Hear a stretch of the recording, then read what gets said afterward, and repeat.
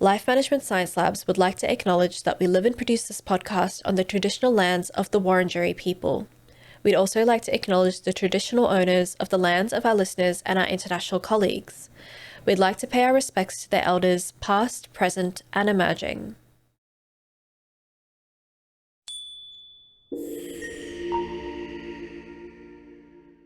Hello and welcome to Reloscope, the Relationship Science Insights podcast produced by LMSL, the Life Management Science Labs. We are champions in life management science, providing structured insights informed by science and inspired by practice on key aspects of conscious living. Each week we bring you scientific and practical insights on each element with the expert knowledge of professionals in the field.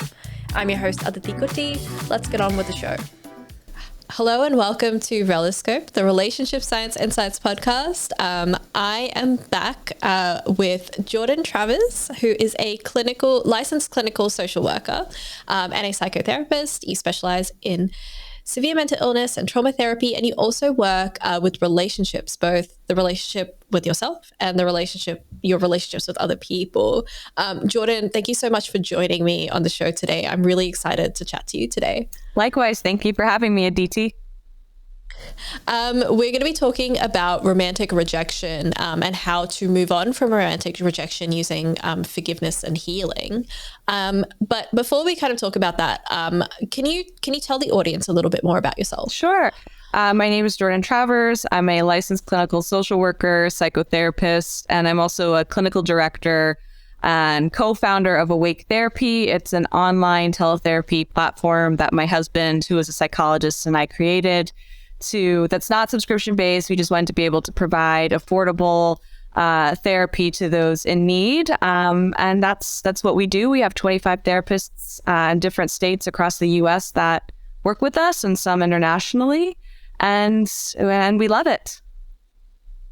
That sounds so awesome. I think accessible mental health care and psychotherapy is so important. I think especially post-pandemic, where people have realized how much it's affected their health and how much it can affect the pandemic the rest of their was life. the nexus. It was the point when everyone was like, okay, no, I think I do need to talk to somebody.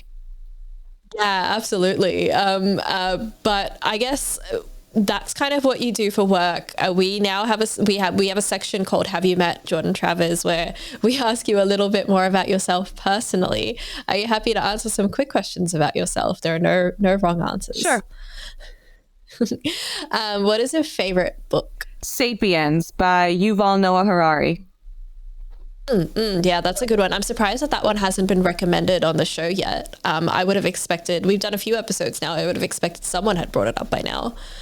I have a lot of respect for him as a person, as a historian, and I read that book so quickly. I could reread it indefinitely. Yeah, absolutely. What about a favorite movie? That's a good question. Everything, Everywhere, All at Once. Yeah, it's a classic. It's a fantastic movie. It was definitely my favorite of last year for sure. What about a podcast you've been really into lately? So I'm really into the Huberman Lab podcast. I really like Andrew Huberman, and I think he makes, scientific research accessible for the normal lay person, and I think he does a great job. And science communication is one of those things that is so sorely needed. Yeah. I think, yeah, for sure. And what about a famous role model of yours?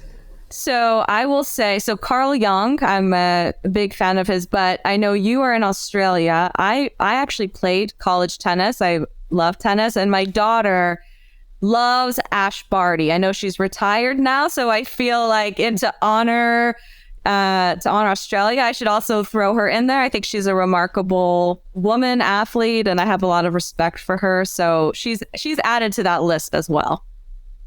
Ash Barty is just like an incredible woman. I'm actually really into tennis as well, and she's she's one of my favorites. She's such an incredible person. I can tell Ash, if you're listening to this, I love you. I would hope Ash Barty is listening to this podcast. If she did, she should absolutely give us a shout out. Absolutely.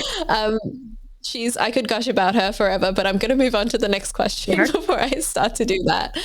What about the most recent course that you completed? So, and that's a good question. So there's, the courses that I took academically for, my education for my job. And then we also do something called continuing education units as a way just to stay up to date and make sure that we're checking off those bases and that we're still, in the know.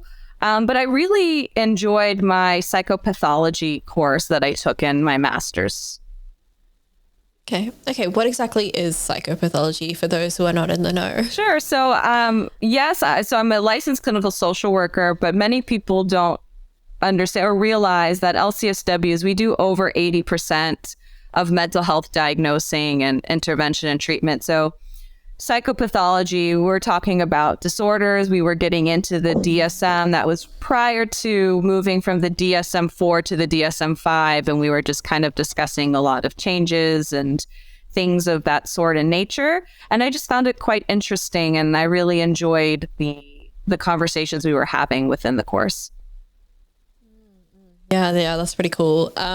All right, we have gotten to know you. So the audience is now, we're all comfortable and we can move on to our topic of the day, which is forgiveness and using that to heal from romantic rejection. Yes. I wanted to start off very, very broadly. What is a relationship to you? How would you define a relationship? So I like to say that relationships are a connection, whether they're emotional or spiritual, that we have to someone else. Okay, and our show is kind of primarily about romantic relationships.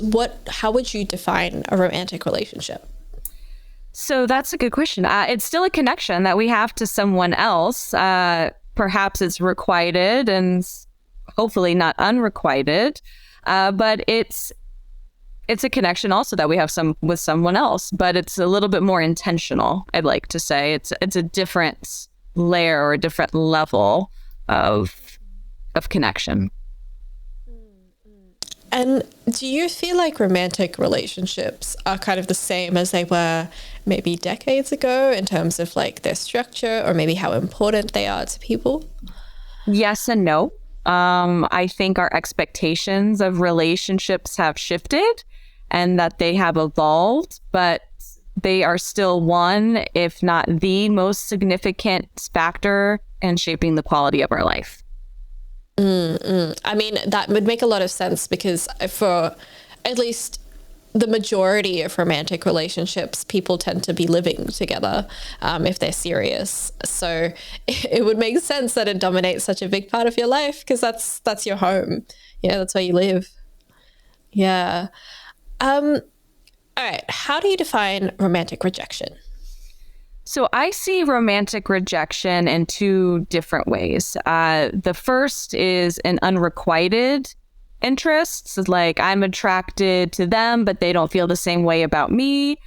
And the second is a breakup where one or both of us have decided that the relationship is no longer working. Yeah, I think that's the pretty good one because a pretty good way of looking at it, because I think when we think of the word rejection, we think of that beginning stage, but romantic rejection can happen at any point, once you've started the relationship as well, because people's feelings change. I would agree with that. Yes. And there's also no guarantee, right? So there's different phases, right? Sometimes, that honeymoon stage, you click, you have this chemistry, it's hot and heavy.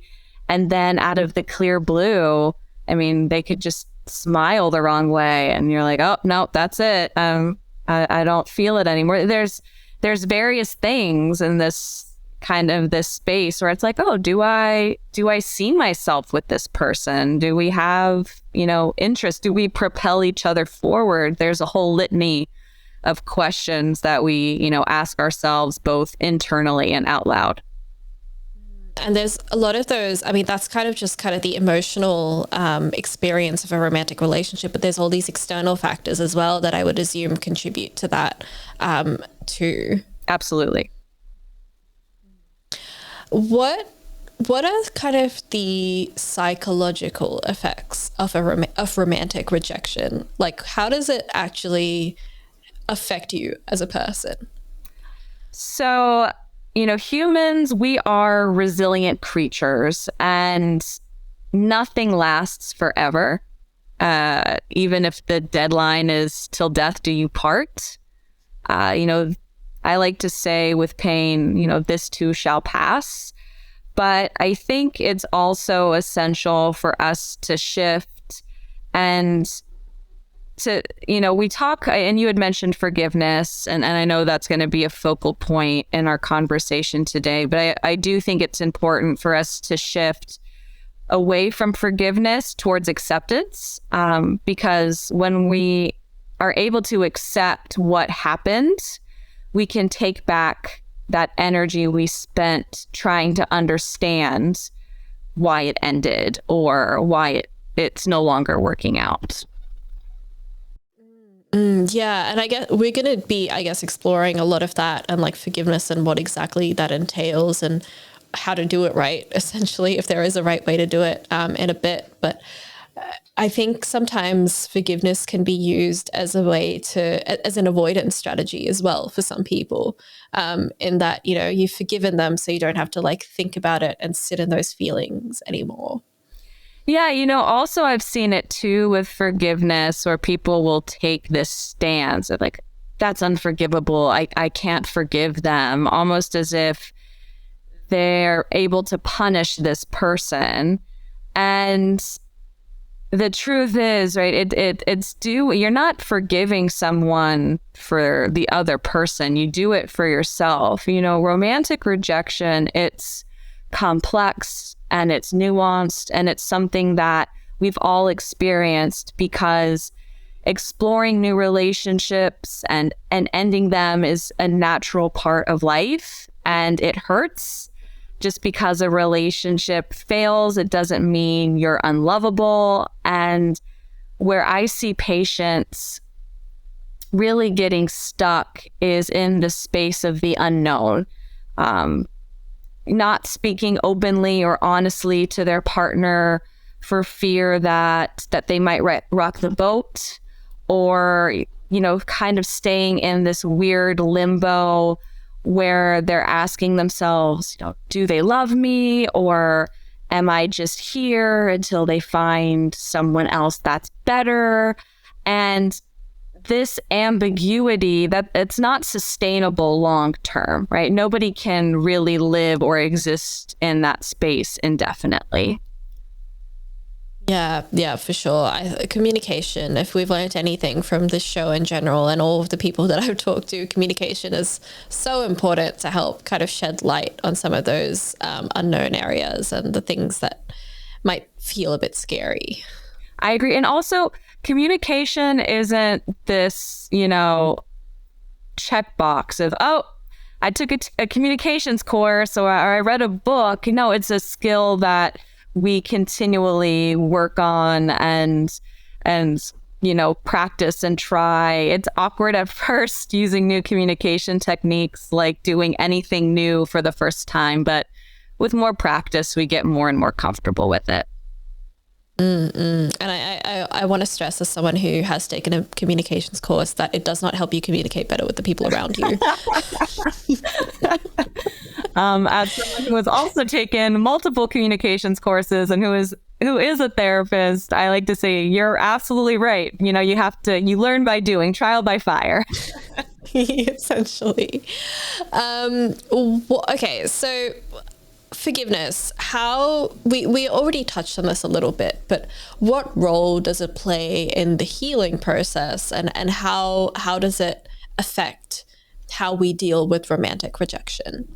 So I think, when I had mentioned kind of shifting away from forgiveness towards acceptance, and I really do believe that is the first step, because we have to move away from forcing ourselves to try to forgive when we're just not ready, right? And the truth is, the first question that we can ask ourselves is, what am I struggling with, or what am I not willing to accept? Like, where is that line for me?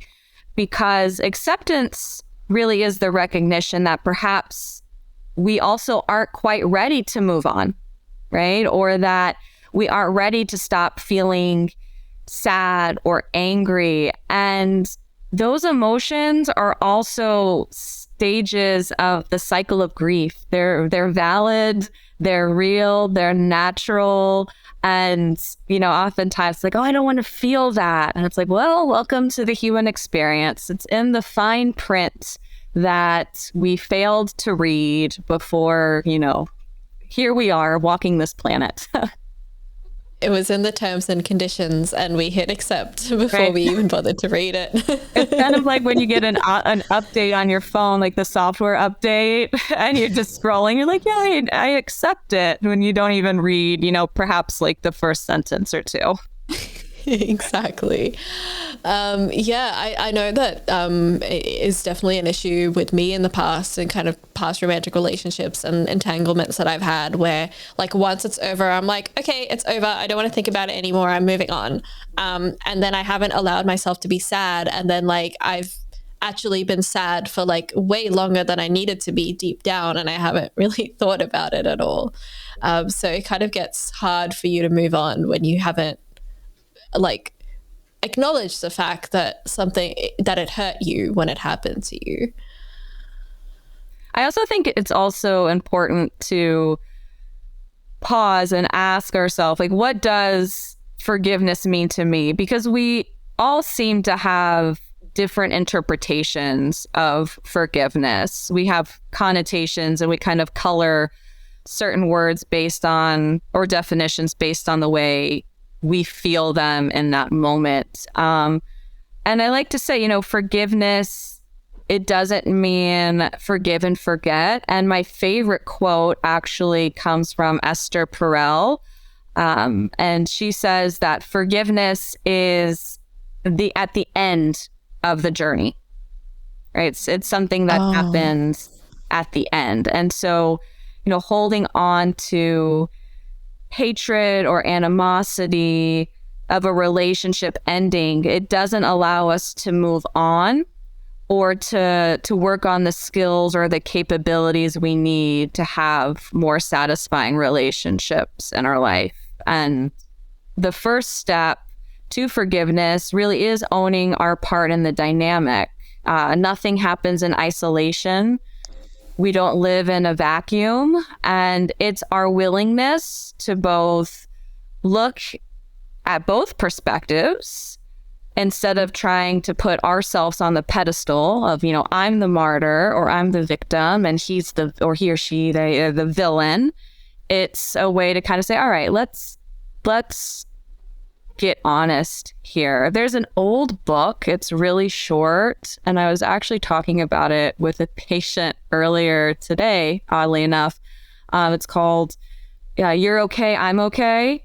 And it's how can we meet each other? It's a way to meet each other in a space of two adults, right? Like, I'm an adult and you're an adult, and let's have an adult conversation. And here are some ways we can go about doing that.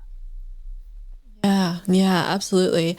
Is there a situation in which it is okay to be a little toxic about a relationship that's just finished? Not toxic in a way that's harming other people, but just kind of allow, when you're kind of going through it, especially right at the beginning, you have a lot of ugly thoughts about the other person, or even perhaps about yourself.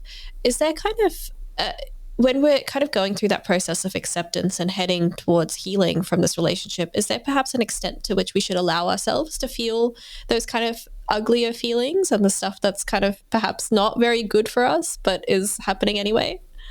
So I am a believer and an advocate for feeling it all, right? You can't move through or move beyond what you don't allow yourself to experience. You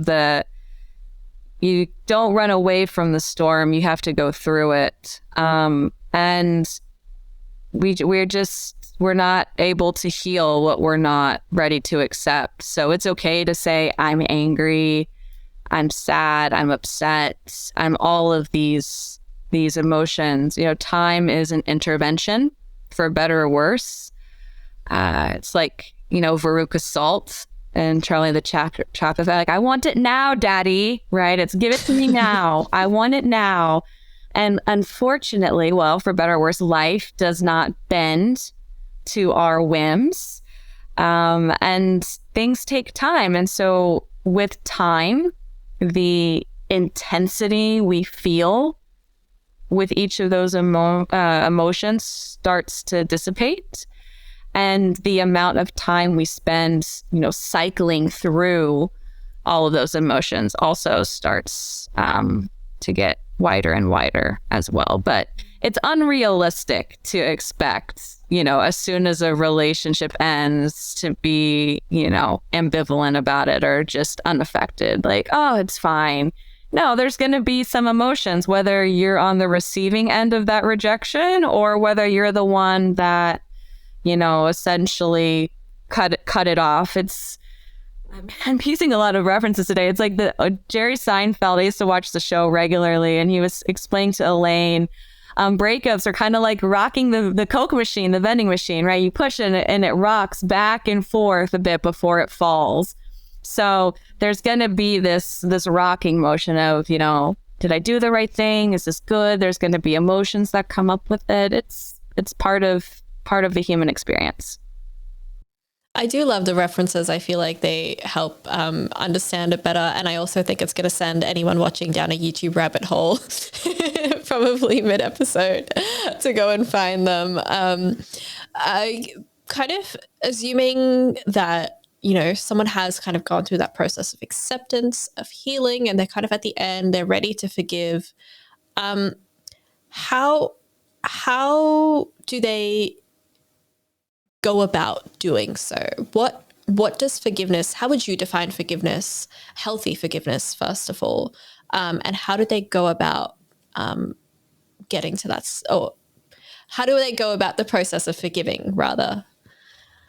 So I think the first step is identifying the difficulty, right? Of like, where is that at?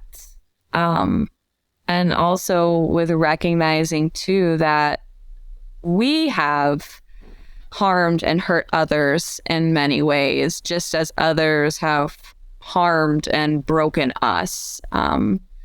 And one thing, it's a common theme I've noticed, with a lot of questions and moving past breakups. And that's, how do we move on from something we're not ready to let go of, right? Or it's like, it's an us, look what they did to me. And for us to grow and move, we have to accept reality. We have to admit what it is. And when those thoughts of frustration and sadness come up, which they inevitably will, it's practicing just noticing them and accepting them. Oftentimes our low mood, we feel like, oh, I have no desire or motivation. I have this low mood. And it's because of this emotion that I'm not able to take action. And actually, it's really our desire to get rid of that emotion that incapacitates us, that we're just like sitting with. I think a really good question out of the starting gate too is, how much of that feeling are you willing to feel without judging or reacting to it? These thoughts and feelings come up not because you're a terrible person or because you're unworthy of love. They come up because, again, you are a human, and it is the nature of the human mind to really wrestle and grapple with these experiences. Carl Jung, again, famously said, We don't so much as solve our problems as we grow out of them. When we learn new capacities and capabilities and skills, we're able to handle and navigate situations much better because we have experience with it. We know what that pain feels like. And often it's, life is painful. We can't escape that, but it's in our effort to avoid pain. I don't want the pain of rejection. I don't want the pain of whatever it may be, fill in the blank, that we end up creating a whole lot more of it in our lives. Yeah, that's so true. Like the way I haven't heard that Carl Jung quote before, but it makes a lot of sense in that, you solve a problem, that doesn't mean the problem's got away or that it's never going to come back again. It just means that you've got the tools to handle it if it comes back at you once more.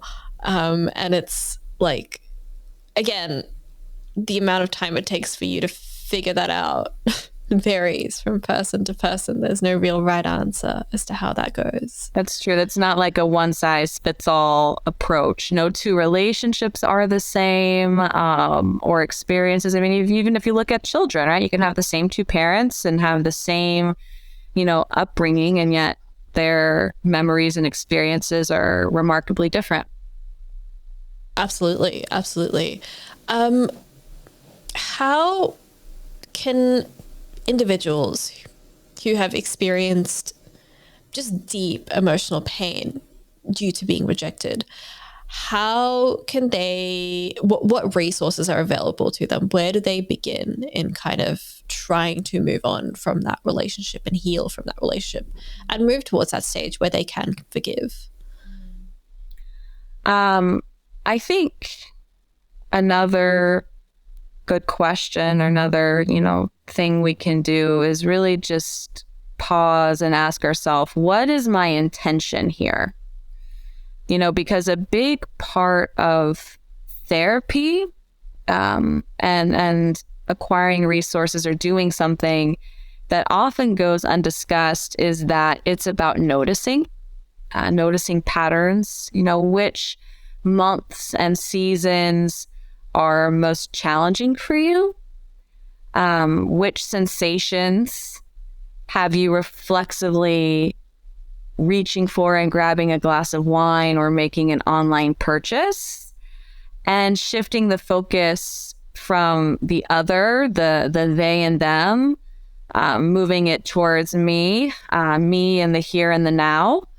And it's a critical self-awareness tool that really helps us navigate these big life moments and some of the and the pain of being human. That's true. And I think that we kind of, they're difficult questions, I think, to ask when you're kind of dealing with rejection right off the bat. Like we said, we deal with a lot of emotions that are usually seen as negative or undesirable, but we kind of have to sit with them and experience them if we really want to move to a place where we can ask ourselves these tough questions. Right. And it's also okay to say, I'm not ready, right? It's okay to say, I'm pissed, I'm whatever, fill in the blank. That's okay too. I think there's this fear where we try to say I'm just supposed to let go and move on and that be that. And that's not realistic, right? That's a really unrealistic and really unreasonable expectation. And so it's kind of okay, let's just pause for a moment and kind of all right, where might my expectations be perhaps unrealistic here? Yeah, for sure. And I'm assuming it's also just readjusting your expectations constantly based on where you're at, because healing isn't a linear process where it's you get from A to B and it improves consistently. It's you might be better or doing really well some days, and then suddenly it's oh, this is actually really tough. Yeah, it's, like the cycle, life is cyclical. And, just as we go cycle of birth, with medicine, you can tell, when a woman is actually going to deliver, right? They've cut it down in terms of like contractions, what have you. There's also a cycle to death. There's that cycle of grief too, where it's kind of this acceptance of, can I just recognize that I'm feeling like crap today, and that's okay, right? If I can say it out loud and perhaps laugh about it or cry about it and move through that emotion, we'll feel a whole lot better versus trying to stuff it down and resisting it. It doesn't go away. We know that it doesn't go away. But it's also a good idea too to ask, like, what's the fear there? What is the fear that's kind of propelling and perpetuating the intensity of the emotion? Yeah. What are you afraid of, and what could it expose about you? Like, I know that that's something that I've always experienced, is like I always learn a little bit more about myself every time I go through something like this, and then I don't always like it. So yeah, we all have a shadow. We all have the parts of ourselves that we don't feel comfortable perhaps showing or sharing with other people. And it really creates this false narrative. Many of us live in this fantasy of like, well, if I just did this one thing different, or if I could just change this one thing about me, then they would want to be with me, or everything else would be fine. And that's fiction, right? It's sure, perhaps, in this one instance, things would be different, but we aren't God. We can't predict what's going to happen next. It's a mystery. It's this unknown. And, but many of us, that's an uncomfortable thing to sit with and to realize.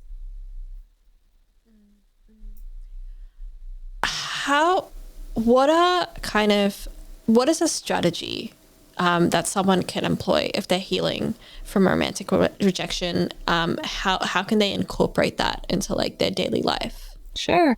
So I know it sounds cliche, but I'm going to say it. It's meditation. It's to meditate, and I say it because it's true. And I think too, it's also recognizing we live in a society, especially Western. I can say this as an American, more Western society. We want things right away. We want to feel like it's instantly better.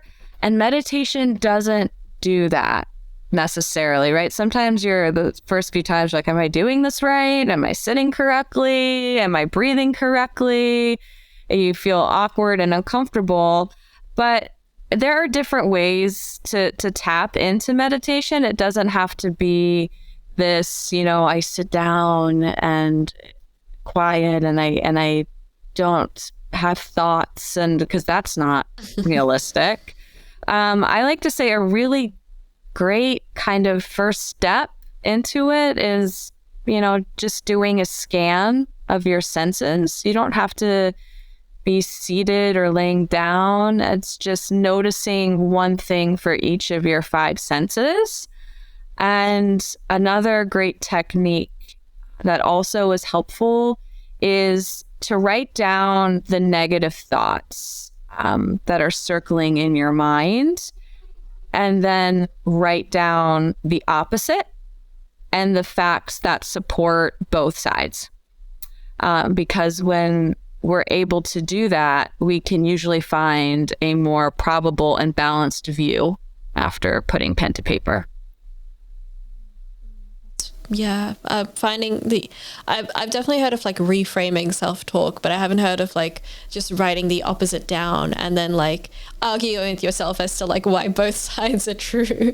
I think that's especially for, I think when you are recovering from a breakup, we do a lot of like internal conversations, and that's a kind of great one, I think, to have.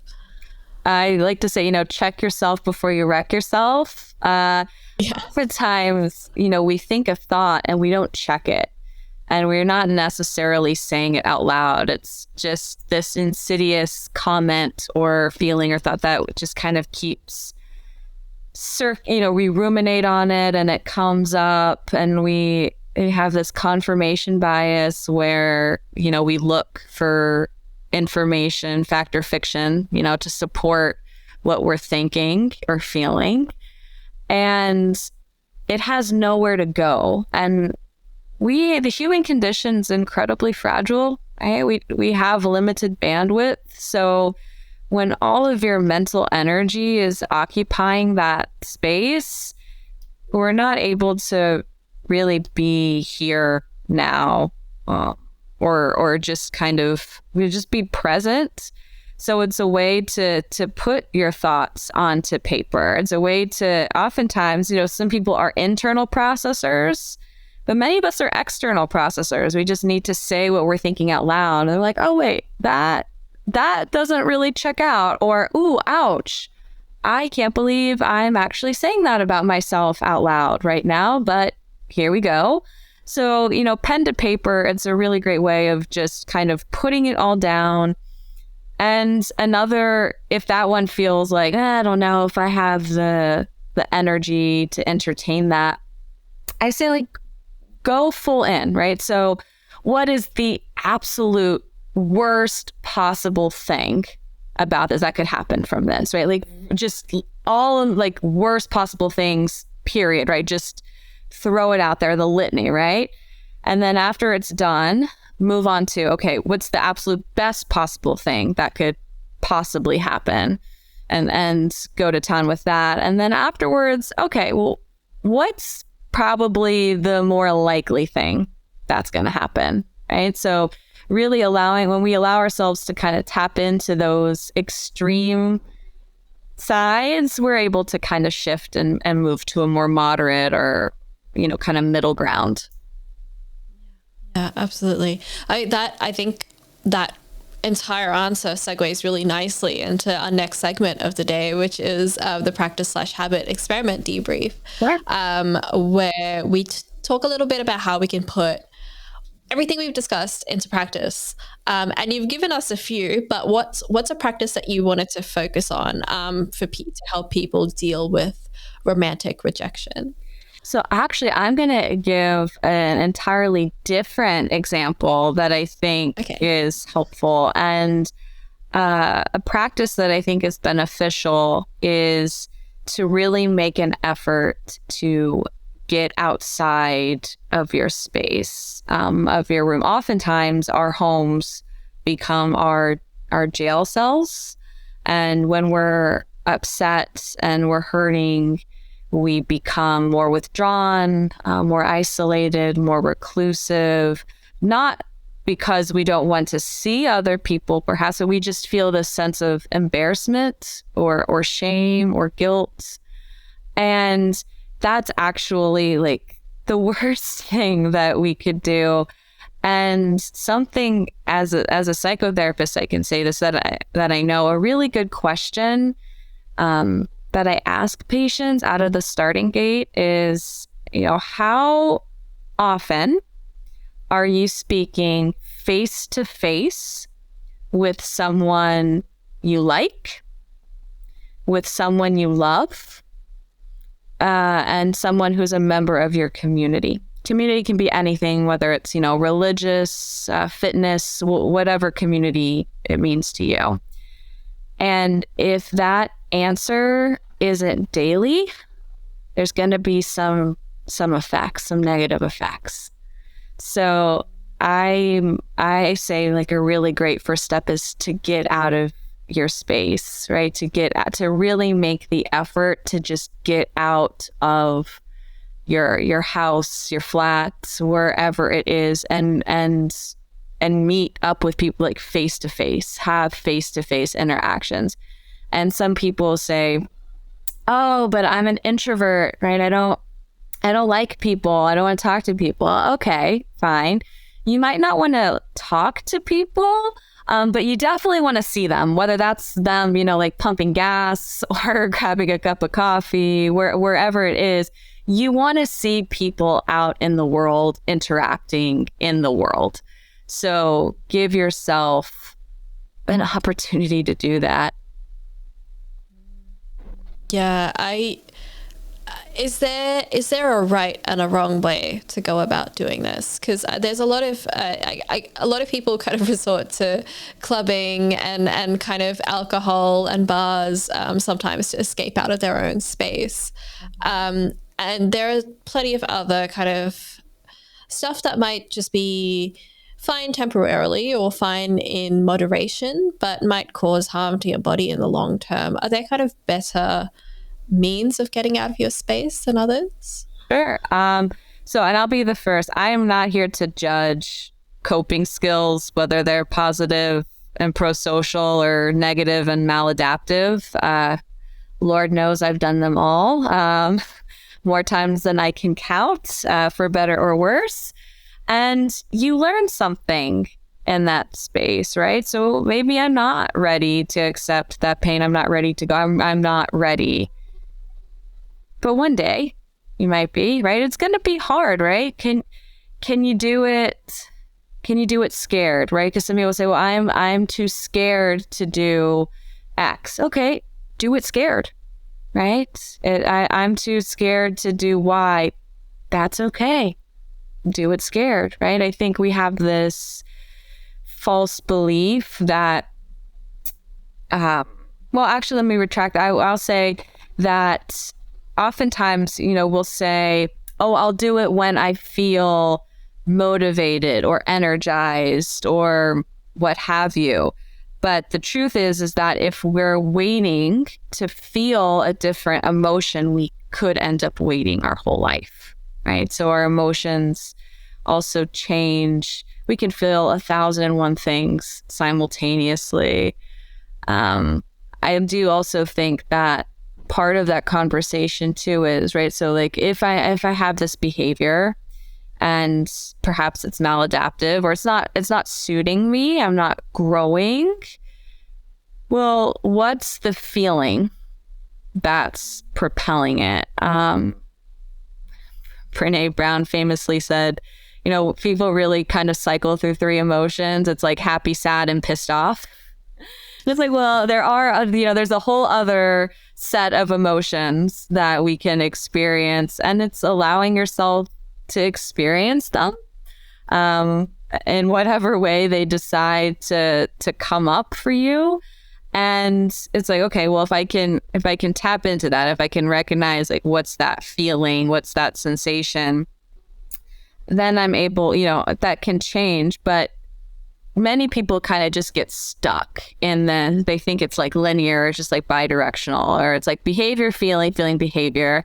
And actually, it goes even deeper than that, and it goes to needs, right? So if we're able to talk about our needs, whether they're being met or unmet, that's when we can have meaningful, behavioral change. But if we're not talking about that, and that goes all the way back to Maslow's hierarchy of needs, if we're not able to talk about those needs, then we're really kind of stuck there.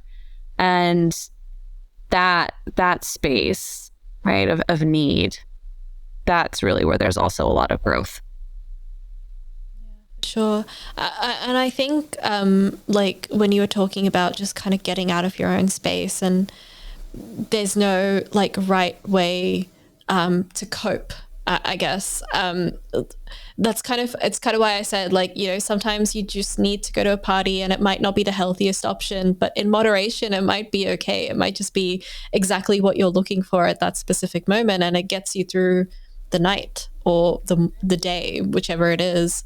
But I think sometimes, like doing those things that don't on paper seem like the right thing to do, but kind of internally just feel like it's scratching one specific itch at that particular time.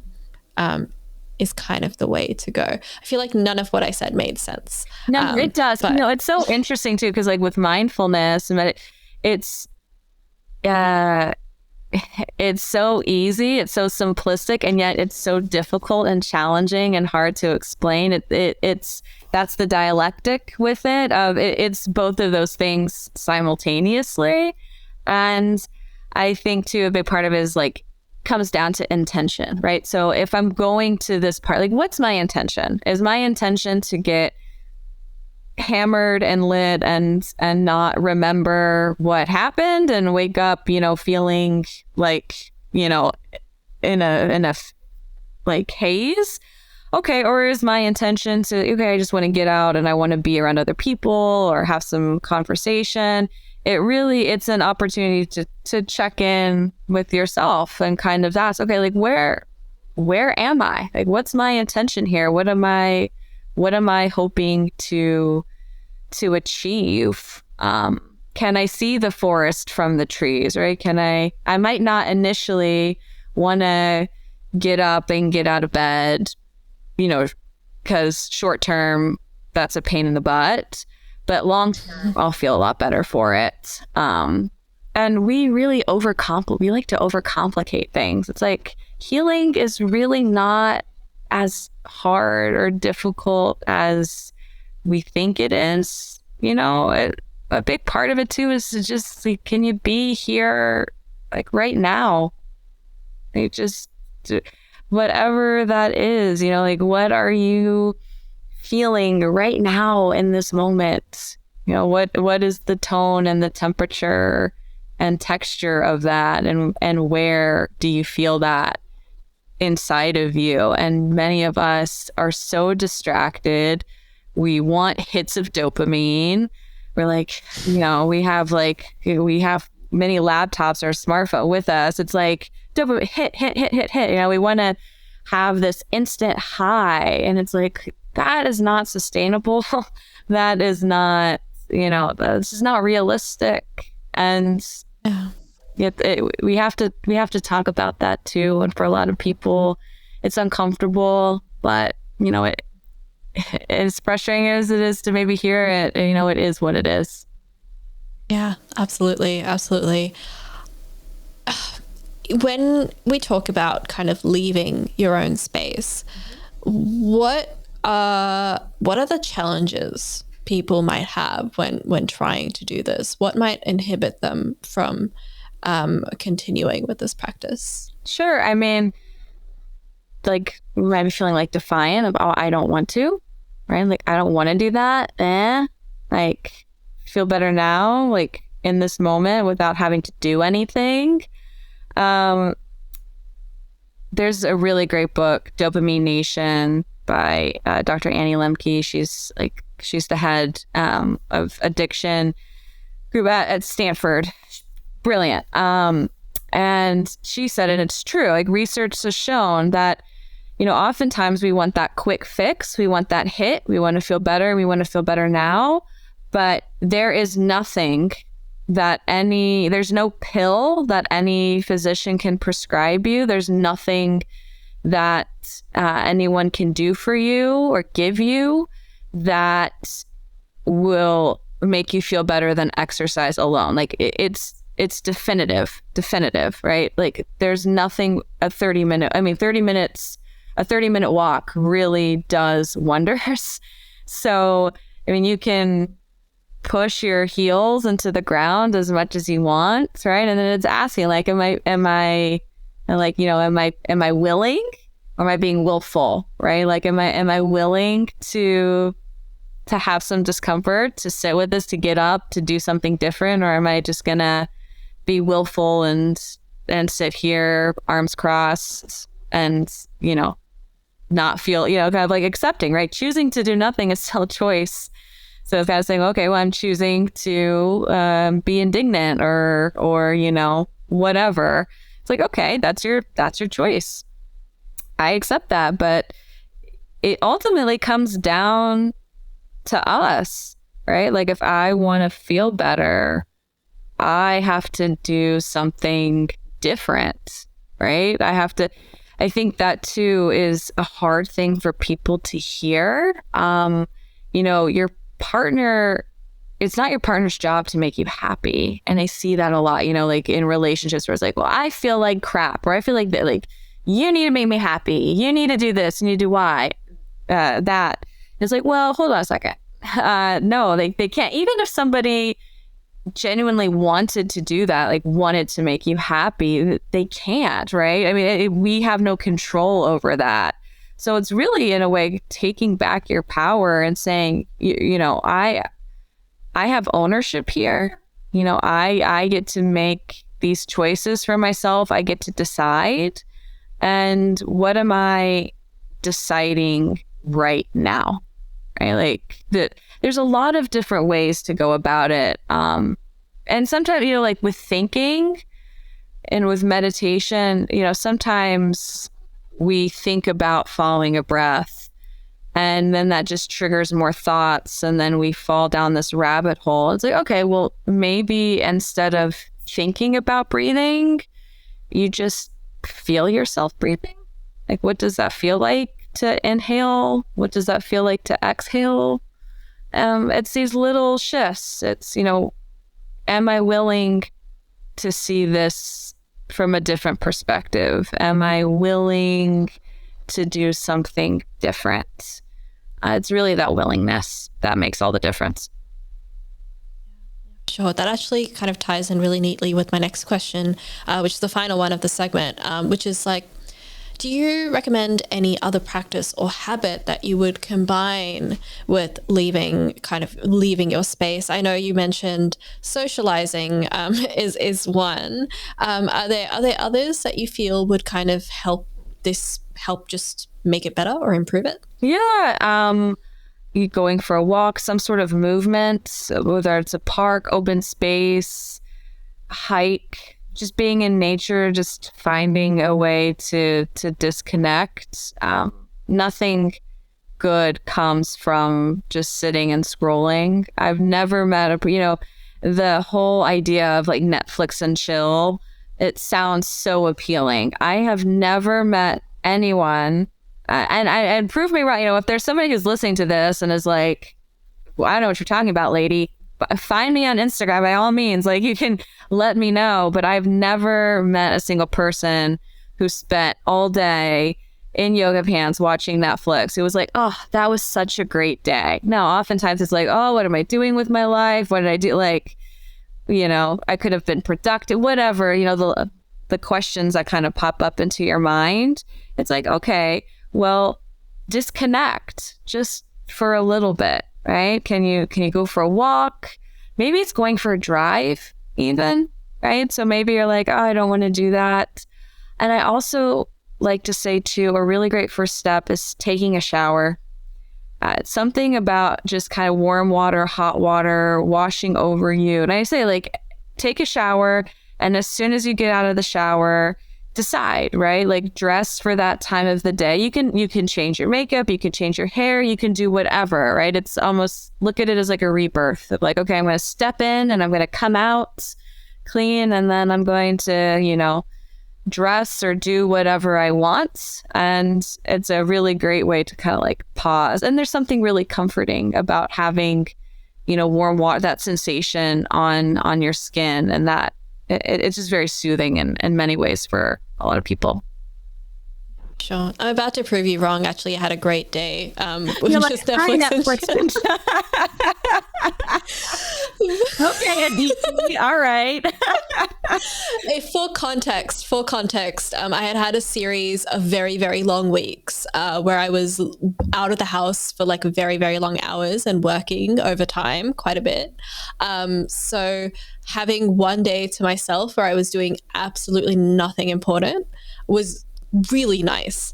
It's not something I have done. There have been times when I've like, that's all I've been doing with myself because I've been unemployed and like not just kind of like not in the best mental state. And those that I agree with you. That's like, no one has a good time when they're kind of just doing it for constant periods of time. Right. But I think like if you're having a really just like doing quite a bit with yourself that requires a lot of your attention, and you just need to kind of turn your brain off and not think. There's probably better ways than spending an entire day on Netflix. I'll give you that. And I did take a walk during the day, so it's not like that's the only thing I did.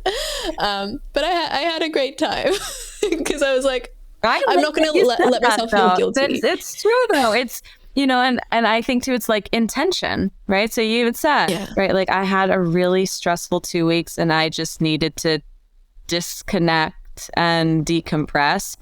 And that's okay. Like that's fine. But you had the intention, like it was the intention of like, I am intentionally choosing to do this. And I really do think intention makes all the difference. That is very true. I know that I've always regretted it when I've ended up on Netflix longer than I wanted to. I'm not judging. And I've been there. Like I said, there's no good, bad, right, wrong, yes, no. We've all done it. We've all been there. You're allowed to judge. I'm giving you full permission to judge me if you like.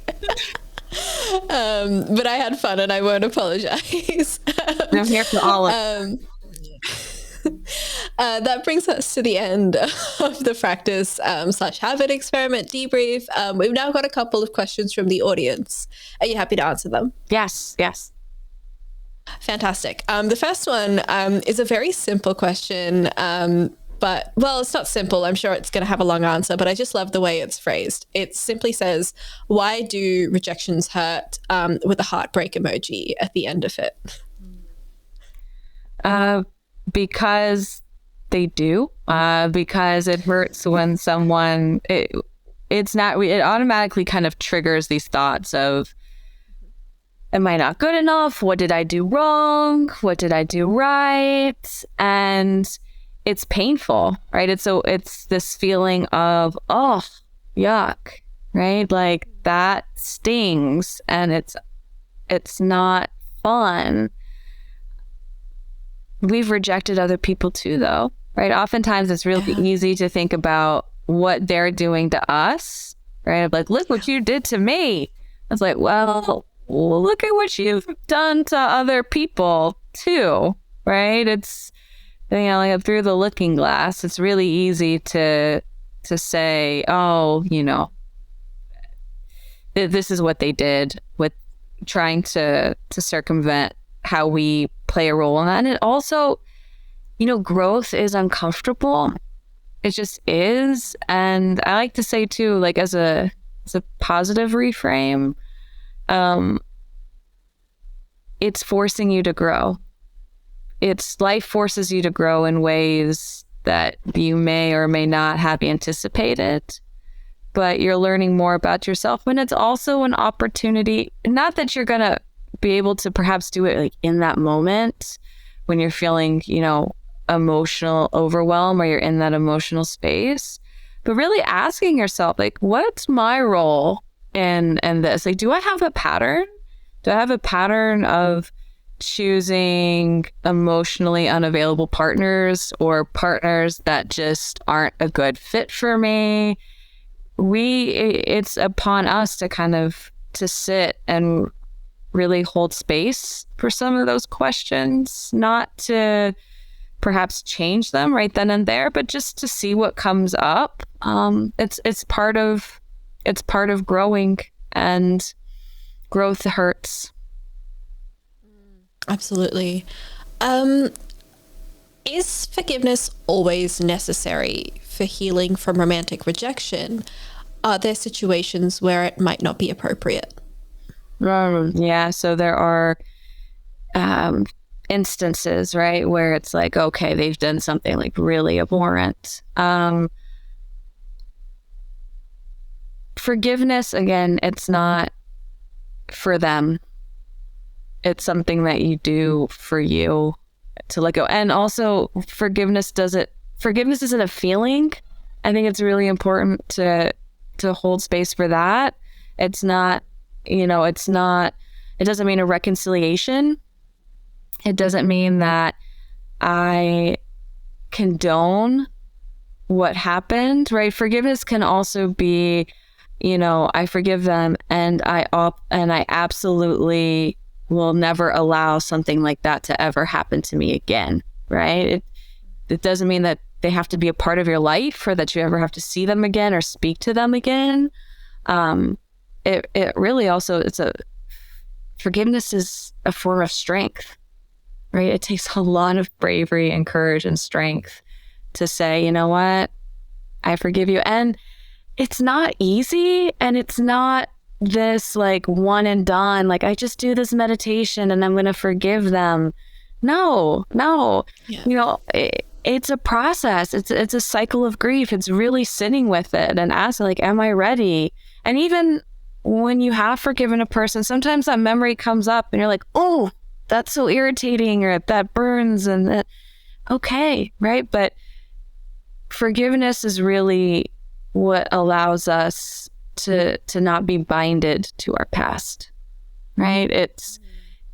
And when we choose not to forgive someone, it jails us in many ways. It keeps us attached and binded to pain, it's really a form of suffering, right? There is a difference between pain and suffering. Sure. And when you were saying earlier that forgiveness is not necessarily, condoning their actions or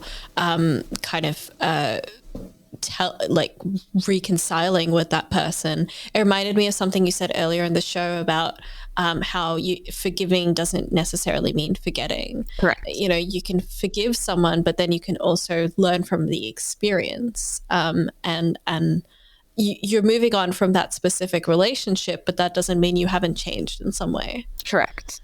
Absolutely. Yeah. And I guess the next question is, oh no, I have lost it. How do you know that you're ready to love again after healing? It's a feeling. It's an awareness. It's an openness, right? It's not forced. It's not this, oh, I gotta, occupy this space. It's different for everyone. It's gonna sound cliche, but it's true. Like, when you know, you'll know. And I also think too, a part of forgiveness, or it's not directly the same, but it's related, because it's all holistic, right? So oftentimes we try to isolate and we're like, it's this, and how do I fix this? And it's like, well, no, it's all connected, right? If I don't feel good physically, I'm not going to feel good emotionally, and vice versa. And so part of that too, even like with dating, so many of us, like, we look at dating and relationships, like, as soon as we meet someone, like, is this the person? Is this the one? Right? It's, it's like a job interview. It's like, okay, it's really intense. It's like, can you just allow yourself to get to know somebody?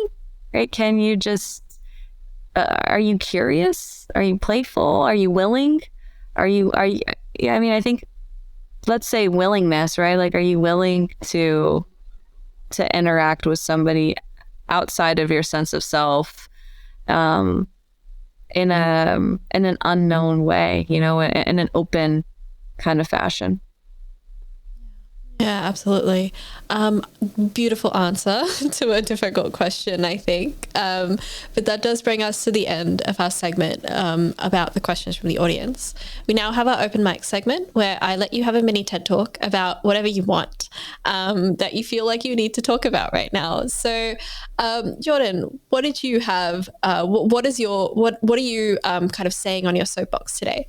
Yeah, it kind of goes back to that, like, with that debrief section part, but it really is the importance of relationships, of people, of face-to-face interaction, especially with, the dating landscape has changed immensely over the past decade and previous decades with online dating as such. And we're not designed for that. We're not designed to continually be looking at a screen. The research is out there. It's also pretty definitive that it's going to make us feel lousy, right? Like we're just not going to feel great. We want face-to-face interaction. We want communication, and that's important, right? So it's really, can you challenge yourself to do that, right? Can you challenge yourself to interact face-to-face with people in your community, to get to know somebody, to get out of your space in a way? I mean, it really is such a significant factor in our life, the relationships we have with other people. And I can't speak to that enough, really, the importance of just getting to talk face to face. It really does make a world of difference. Because I'm sure a lot think that we're so different, right? Of like, how could anybody possibly know what I'm going through? Or that we're just unique and we're special in this. And those are little lies that we like to tell ourselves, because we're not really all that different.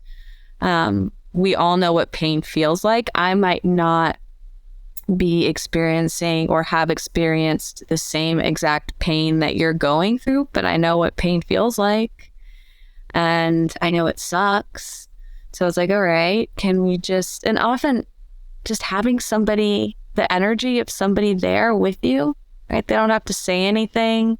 And it was just like the fact that somebody's willing to give you their time and just share space with you. It really does help. Yeah, for sure. And I know, technology, we don't kind of condone kind of connecting with people over technology. But ironically, something that social media has taught me is that I don't have a single unique experience. The combination of my experiences might be unique, but every little thing I think that I have gone through, no matter how specific, might have actually been experienced by another person out there. So I think it helps to kind of talk to other people and allow yourself to be surprised by what they might have to say. Absolutely. And sometimes, we can hear the same thing over and over again, but somebody else says it and it's the way they say it, that it just resonates and it clicks, and it's like, oh, that's it, right? So it's a way to just of openness, of connecting. Harvard did the happiness project. They've studied happiness, God, since like the 50s. I think they had JFK in that study, right? And they show, and it's like one of the longest longitudinal studies. And they really looked at like, what is happiness? Like, what makes people feel happy? And it's relationships, right? It's our connection to other people. And if we don't feel connected to someone else or to something bigger than ourselves, right? I'm not taking this like on a religious, theological path, right? It's like, I don't care. You believe what you want to believe, but like, can you recognize that there's some connection here, that we all have a lot in common, or that, that you are not God, right? Or like, I am not, I'm not the person essentially that makes these choices for humanity, despite, our desire to do so. We don't have that power. And it's like, okay, can I just, get to know other people? Can I have those interactions? And that really that's the biggest factor. So when I said, the getting over forgiveness or getting past a relationship, and my emphasis on like getting out, talking face to face with somebody, it was twofold, right? It's like, yeah, I can have some fun, right? Like maybe I'm laughing with them, crying with them, whatever emotion that comes up. But maybe too, it's just, I just need to be around someone else other than my own thoughts, because our brains, that old saying, idle hands are the devil's playground, right? Like when we don't have much to do, our brain starts to go places it has no business going. It falls down these like deep, dark caverns, and it's like, whoa, that was dark. I don't know where that came from. It's like, okay, well, and that's your sign that maybe you should get out of the house. For sure. Take a walk and touch some grass. All right. That kind of brings us to the end of our episode for today. Jourdan, you've had such beautiful things to say to pretty much every question I've asked you today. Where can people find you? Well, that was such a nice compliment. I'm going to take that compliment. Thank you. So if people are interested, our website is www.awaketherapy.me. We have another website too, therapytips.org. My husband is a psychologist, but collectively we write articles on research that, oftentimes in society, it's so funny. It's like we're more focused on Taylor Swift lyrics, which, don't get me wrong, I love Taylor Swift. She's amazing. But it's like, well, let's also perhaps look at some of like the evidence-backed research and science on things that we can and do, because that's also important and informative. So we do try to make this information as accessible for others. I also am present on YouTube and Instagram. So just, you can Google my name. It's spelled a little funny, Jourdan, and then Travers, Travers. See what comes up. We're out there. We're in that the wild, wild west of the internet. And yeah, you can send us a message, an email, schedule a consult. We're here for all of it. Fantastic. Thank you so much. I've had a great time talking to you today. Likewise, Aditi. This is a wonderful opportunity. I appreciate the invitation. You've been listening to Reloscope, the Relationship Science Insights podcast produced by LMSL, the Life Management Science Labs. For more episodes like this from 10 different life management perspectives, search LMSL on YouTube, Google Podcasts, Apple Podcasts, and Spotify, or wherever you find your podcasts, so you can get updated on everything we have to offer. We have a wide range of topics readily available for you to check out. If you enjoyed this episode, please consider rating our show, sharing it, and subscribing to our channel, as it helps us grow and bring you more quality resources. More of our work can be found at re.lmsl.net, where you can join our movement. I'm Aditi Kutty. Thanks for tuning in.